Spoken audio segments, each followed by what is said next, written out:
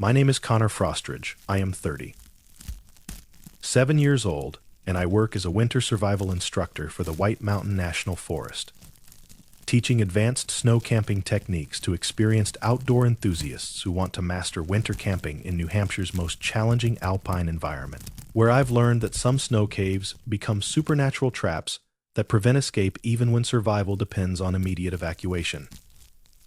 Before we begin, let us know in the comments where you are watching from, please. I've been teaching winter survival for 11 years throughout New Hampshire's White Mountains, specializing in snow cave construction and winter camping skills that allow people to survive in conditions where temperatures drop to -20 degrees and where improper shelter can mean death within hours. This happened last February while conducting a weekend winter survival course on Mount Lafayette, where I was teaching snow cave construction techniques to a group of experienced winter campers who wanted to master emergency shelter building in alpine conditions. The course participants included 4 skilled winter enthusiasts who had requested advanced training in areas where snow cave camping required expert knowledge of snow conditions, structural engineering, and emergency procedures for survival in New Hampshire's harshest mountain environment. We established our training area at 4,500 feet elevation, in an area with stable snow conditions perfect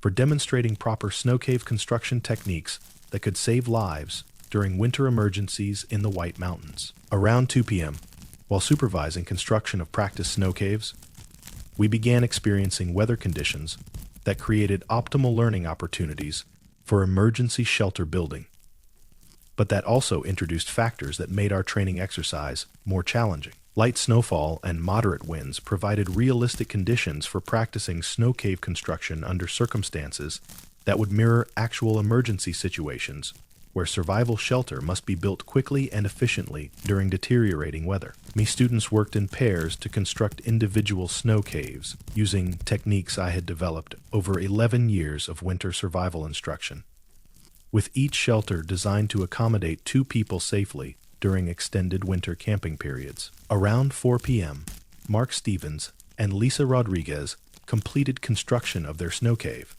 and decided to test their shelter by spending several hours inside their construction to evaluate heating efficiency, structural stability, and comfort levels during realistic winter camping conditions. The snow cave appeared perfectly constructed according to standard winter survival techniques, with proper ventilation, adequate space, and structural features that should have provided safe shelter during extended occupancy in winter mountain conditions. Around 6 p.m., when Stevens and Rodriguez failed to respond to scheduled check.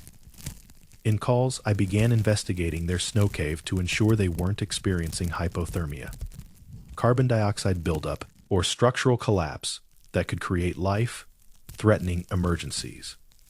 When I reached their snow cave entrance, I discovered that the opening had been sealed from the inside with packed snow, but the blocking material was too dense and extensive to result from normal snow cave occupancy or standard ventilation management procedures. Most concerning was that I could hear Stevens and Rodriguez calling for help from inside their snow cave, but their voices seemed to be coming from much deeper within the snow structure than the dimensions of their shelter should have allowed. Around 7 p.m., using emergency excavation tools, I began digging through the entrance blockage, but the packed snow extended much deeper than the original cave construction and seemed to be actively resisting excavation efforts, despite standard snow removal techniques. The snow blocking the entrance had characteristics that differed from surrounding snow conditions. It was harder, more compressed, and seemed to refreeze immediately after excavation, creating obstacles that exceeded normal winter rescue challenges. As I continued excavation work, Stevens and Rodriguez's voices became more distant and distressed, suggesting they were somehow being moved deeper into snow formations that shouldn't exist based on the original cave construction dimensions and local terrain features. Around 9 p.m., other course participants joined excavation efforts using all available tools and emergency equipment, but we encountered snow conditions that defied basic understanding of snow cave construction and winter rescue procedures. The excavation revealed that the snow cave had somehow expanded into a complex tunnel system that extended far beyond the original construction. with passages leading in directions that shouldn't be possible given the mountain's topography and snow accumulation patterns. Most disturbing was that we could hear Stevens and Rodriguez from multiple different directions within the expanded snow cave system, suggesting they were either separated or that the cave's acoustics were being manipulated in ways that confused our rescue efforts. Around 11 p.m., using rope and advanced winter rescue equipment, I entered the enlarged snow cave system to conduct direct rescue operations, but the interior configuration bore no resemblance to the shelter that Stevens and Rodriguez had constructed. The cave interior showed evidence of supernatural modification with chambers, passages, and structural features that required construction capabilities far exceeding human snow cave building techniques, and that suggested intelligent design beyond survival shelter requirements. I discovered Stevens and Rodriguez in a large chamber about 50 feet from the original entrance, trapped in a space that couldn't exist within the normal snow accumulation on Mount Lafayette. But that showed sophisticated engineering and construction techniques. Around 1 a.m., working together with rope systems and emergency excavation tools, we successfully extracted Stevens and Rodriguez from their enlarged snow cave. But the rescue required techniques that exceeded standard winter emergency procedures. Both rescued individuals reported that their snow cave had gradually expanded around them without any construction activity on their part, creating larger spaces and additional passages that seemed designed to prevent their escape from the shelter they had built. They also described hearing construction sounds throughout their entrapment, digging, packing, and building activities that came from areas of their expanded cave where no human construction was occurring, but where structural modifications were being made. When we completed the rescue and safely evacuated from Mount Lafayette, I documented the incident while being careful about describing phenomena that might require additional investigation by Forest Service personnel and winter rescue specialists. Investigation revealed that similar snow cave entrapment incidents had been reported throughout New Hampshire's White Mountains, with patterns of supernatural cave expansion that trapped winter campers in structures that exceeded their original construction capabilities. I continue teaching winter survival because these skills are essential for safe winter recreation in New Hampshire's challenging mountain environment, but I now include warnings about snow cave construction in areas where supernatural expansion has been documented and maintain enhanced rescue protocols for entrapment scenarios. Some forces in New Hampshire's White Mountains can manipulate snow cave structures to create entrapment situations that exceed normal winter survival challenges and that require rescue techniques adapted for supernatural construction modifications that trap winter campers in impossible underground structures.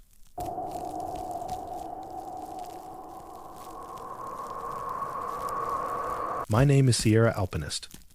I am 32 years old, and I work as a backcountry camping coordinator for New Hampshire State Parks, managing solo camping permits and safety protocols for experienced campers who seek wilderness solitude in the White Mountains, where I've discovered that some areas attract entities that specifically target isolated tent campers during their most vulnerable camping periods. I've been coordinating backcountry camping for 8 years.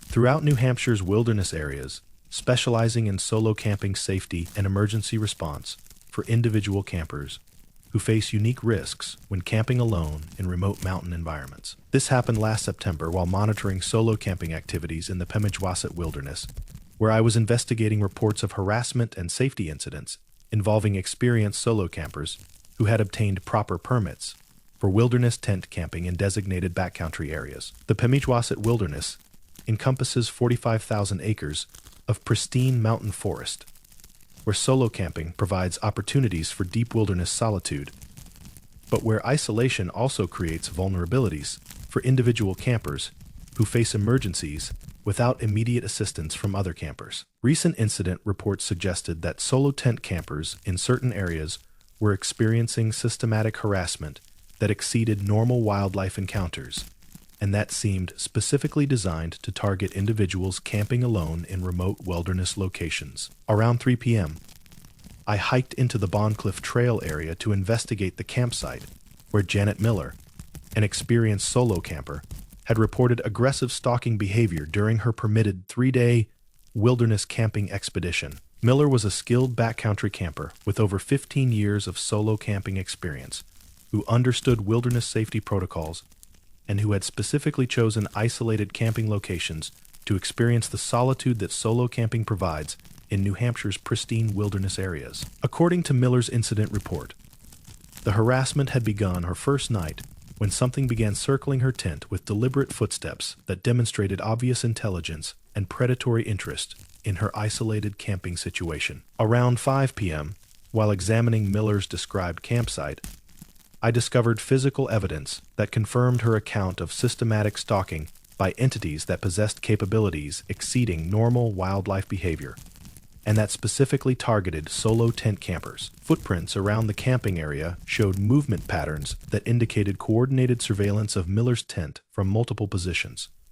with tracks that suggested entities had maintained observation posts throughout her camping period. The footprints were roughly humanoid but larger than human tracks, with characteristics that indicated supernatural strength and movement capabilities that exceeded normal mountain wildlife or human hiking activity. Around 7 p.m., while documenting the evidence for safety violation reports, I began experiencing the same stalking behavior that Miller had described, confirming that entities in this wilderness area actively targeted solo campers regardless of official permits or camping experience. Large footsteps began circling my position with the same deliberate pattern that Miller had described, maintaining surveillance distance while demonstrating obvious predatory interest in my isolated presence in the wilderness camping area. The stalking behavior showed intelligence and patience that exceeded normal animal hunting patterns, suggesting entities that understood human camping behavior and that specifically targeted solo campers when they were most vulnerable to attack or harassment. Around 9 p.m., the stalking escalated when entities began testing my camping defenses by approaching my tent and investigating my camping equipment with obvious interest in determining my vulnerabilities as a solo camper in remote wilderness conditions. I could hear them manipulating camping gear outside my tent, examining my backpack, food storage, and equipment in ways that suggested they were assessing my capabilities and resources for surviving extended harassment or attack. Most disturbing was their apparent understanding of solo camping psychology and their use of deliberate sounds and movements designed to create maximum fear and disorientation for isolated campers who had no backup support or emergency assistance. Around 11 p.m., the entities began demonstrating supernatural abilities that elevated their harassment beyond normal predator behavior into psychological warfare, specifically designed to break down solo campers' mental defenses and survival capabilities. They began mimicking human voices, calling my name from different directions in the wilderness, creating acoustic confusion that made it impossible to determine their actual locations or numbers during their stalking activities. The voice mimicry included sounds that replicated other campers calling for help, emergency personnel conducting rescue operations, and family members searching for missing persons, all designed to manipulate solo campers into leaving protective shelter and exposing themselves to attack. Around 1 a.m., the psychological harassment reached maximum intensity when entities began replicating personal information that they shouldn't possess about my camping history, family background, and previous wilderness experiences throughout New Hampshire's backcountry areas. They used this personal knowledge to create personalized threats and taunts that demonstrated they had been observing and studying solo campers for extended periods, building psychological profiles that enhanced their harassment capabilities. Around 3 a.m., using emergency communication equipment, I contacted New Hampshire Fish and Game Emergency Services and coordinated evacuation from the wilderness area, despite my role as camping coordinator and extensive backcountry experience. During evacuation procedures, the entities continued their stalking behavior, but showed no interest in pursuing me once I left their territorial area, suggesting they claimed specific wilderness zones for hunting solo campers rather than conducting broader predatory activities. The evacuation required emergency hiking during nighttime conditions that normally would be extremely dangerous, but the entity's harassment made remaining in the wilderness area more dangerous than emergency evacuation through difficult mountain terrain. When I safely reached civilization and filed incident reports, I learned that similar solo camper stalking had been documented throughout New Hampshire's wilderness areas,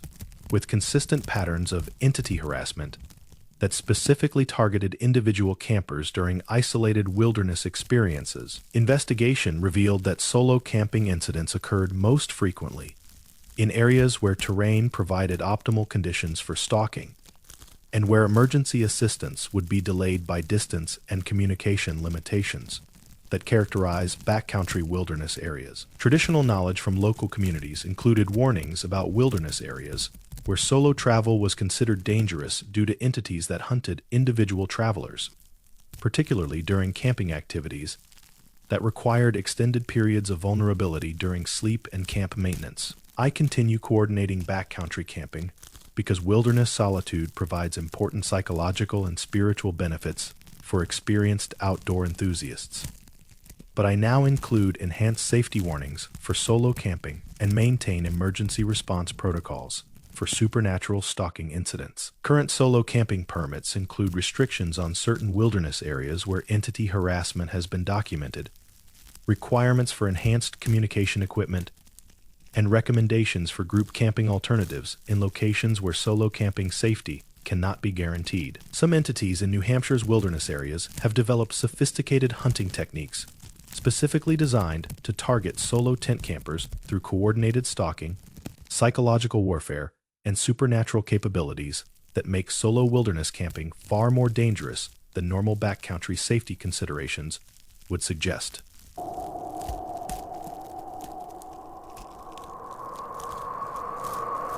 My name is Ridge Powderfall. I am 41 years old, and I work as an avalanche safety coordinator for the Mount Washington Avalanche Center, monitoring snow conditions and issuing safety warnings for winter recreation throughout New Hampshire's White Mountains, where I've discovered that some entities deliberately ignore avalanche danger and create unsafe snow conditions that trap winter campers in deadly slide zones. I've been working avalanche safety for 13 years throughout New Hampshire's avalanche-prone terrain, coordinating with ski patrols, rescue teams, and winter recreation groups to prevent avalanche accidents that can kill multiple people within seconds during winter camping and recreation activities. This happened last March during a high avalanche danger period, when snow conditions throughout the presidential range created extreme risks for winter campers and backcountry skiers who needed accurate safety information to avoid deadly avalanche zones. I had issued Level 4 high-danger avalanche warnings for multiple areas, including Tuckerman Ravine, Huntington Ravine, and the northern presidentials, with specific warnings that camping and skiing in these areas could trigger fatal avalanches during current snow stability conditions. The avalanche warnings were based on detailed snowpack analysis, weather data, and field observations that indicated unstable snow layers that could collapse without warning and create avalanches capable of burying and killing anyone caught in slide zones. Around 10 a.m., while conducting field observations on Mount Washington, I received emergency reports that winter campers were establishing tent camps in areas specifically identified as extreme avalanche hazard zones, despite clear warnings and area closures designed to prevent avalanche fatal fatalities. The campers included experienced winter enthusiasts who understood avalanche risks and who should have recognized that camping in warned areas created unnecessary life-threatening exposure to avalanche conditions that could prove fatal within minutes. Around noon, while investigating the unauthorized camping in avalanche zones, I discovered that the campers weren't acting independently, but were being influenced by entities that seemed deliberately trying to create avalanche accidents involving winter camping groups. Large footprints in the snow showed that something had been leading camping groups directly into the most dangerous avalanche terrain, following routes that maximized exposure to unstable snow conditions, rather than following safe travel corridors that avoided slide zones. The footprints indicated entities that possessed detailed knowledge of avalanche terrain and snow conditions, but that were using this knowledge to create dangerous situations rather than to promote safety during winter recreation activities. Around 2 p.m., the situation escalated when I observed direct evidence of entities manipulating snow conditions to increase avalanche risks. in areas where winter campers had established tent sites, despite official warnings and safety closures. I witnessed snow being deliberately destabilized through coordinated activities that created additional avalanche triggers in areas where camping groups were most vulnerable to being caught in deadly snow slides during their wilderness camping experiences. The snow manipulation demonstrated sophisticated understanding of avalanche mechanics and snowpack dynamics, but the knowledge was being used to create rather than prevent avalanche conditions that threatened winter campers' lives. Around 4 p.m., working with Mount Washington Observatory personnel, I attempted to evacuate camping groups from extreme avalanche danger zones, but the entities actively interfered with evacuation efforts by blocking safe travel routes and directing campers toward more dangerous terrain. The entities seemed determined to keep winter campers in avalanche zones during the most dangerous snow conditions, using their knowledge of mountain terrain to prevent evacuation through routes that would provide safety from avalanche risks. Most disturbing was their apparent understanding of group psychology during emergency evacuations and their use of confusion tactics that made coordinated evacuation difficult during time. Critical safety situations. Around 6 p.m., despite entity interference, we successfully evacuated most camping groups from immediate avalanche danger zones, but the evacuation required emergency procedures that exposed rescue personnel to avalanche risks that exceeded normal safety protocols. During evacuation operations, we observed entities deliberately triggering small avalanches in areas where evacuation routes provided the safest passage, forcing rescue teams to use more dangerous terrain that increased avalanche exposure for both campers and rescue personnel. The avalanche triggering showed precise knowledge of snow conditions and timing, with entities using avalanche releases as weapons to complicate evacuation efforts and maintain winter campers in dangerous positions longer than necessary for safety. Around 8 p.m., after successful evacuation of camping groups, I documented evidence of entity activity that confirmed deliberate manipulation of avalanche conditions and systematic interference with avalanche safety protocols designed to prevent winter recreation fatalities. Current avalanche safety warnings include information about areas where entity interference has been documented, enhanced communication systems to coordinate evacuation despite supernatural interference, and emergency procedures adapted for avalanche manipulation that exceeds natural snowpack instability. Some entities in New Hampshire's White Mountains possess detailed avalanche knowledge that they use to create dangerous snow conditions and interfere with evacuation procedures, making winter camping and recreation far more hazardous than normal avalanche safety considerations and weather conditions would indicate.